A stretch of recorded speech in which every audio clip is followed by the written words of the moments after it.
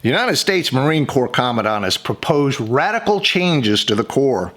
But how well is he and his ideas received from the old guard of the United States Marine Corps?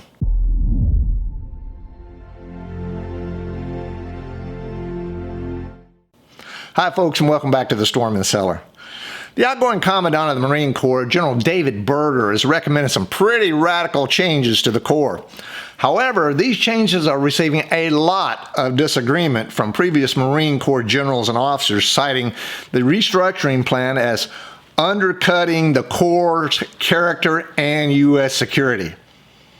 Hey, if you like the video, how about hitting the like button and subscribing? It helps out a bunch. Okay, let's take a look at what General Berger is suggesting and see if it actually historically makes sense. Since November 10th, 1775, the Marines have primarily served as a kick-ass amphibious force. During and after World War II, the Marines grew in size, mission, and force.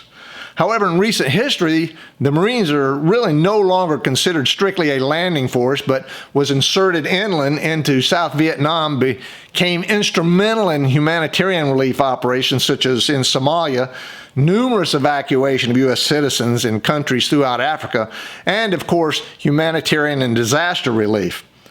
Having said that, as a ruse, remember, the Marines was poised to land on the beaches in Iraq and Kuwait during Operation Desert Storm, which caused the Iraqis to redirect their forces to the east and on the coast and away from the main attack, which came from the U.S. Army and allies. This ability of the Marines to scare the Iraqis into repositioning their forces allowed a very quick and successful ground force operation in the South. So what is General Berger recommending? First, he's recommending a smaller units that's lighter and more technologically equipped to support the fleet against a war with China. Second, he wants to get rid of tanks and reduce artillery and infantry Marines in order to fund and make way for this experimental stand-in force and expeditionary advanced operations, whatever the heck those are.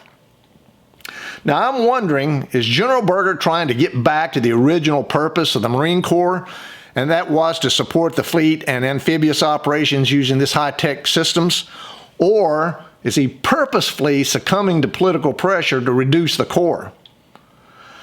I have to wonder what the battlefield would look like without the Marine Corps in a Vietnam-like scenario where they had much of their own organic support, such as tanks, artillery, and aircraft. I flew J-STAR's missions supporting the Marine operations in Fallujah, Iraq, and they operated superbly by, again, utilizing much of their own organic capabilities. But again, are things changing to rely more on the Army and air power for support for the Marine Corps?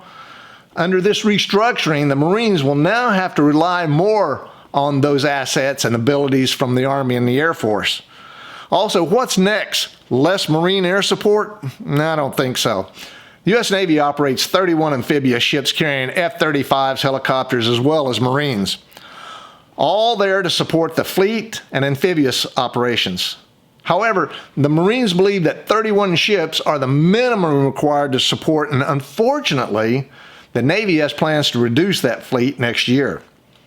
One thing's for sure, although General Berger is out, Assistant Marine Corps Commandant General Eric Smith is in the barrel to become the next Commandant.